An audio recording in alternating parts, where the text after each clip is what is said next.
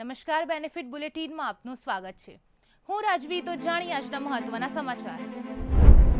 T20 world cup 2026માં ભારતનો શાનદાર દબદબો। Group એ માં તમામ મેચ જીતી સુપર 8માં એન્ટ્રી મેળવી। આજે નેધરલેન્ડ સામે અમદાવાદમાં રમાશે મેચ।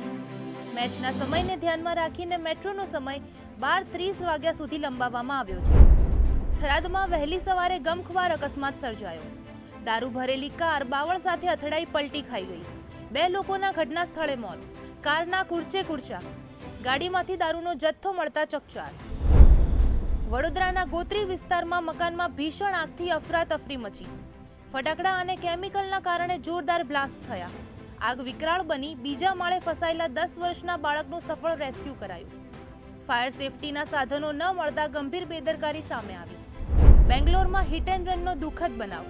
ઝડપથી આવતી બાઇકની ટક્કરથી એચડીએફસી બેંકની મહિલા કર્મચારીનું મોત।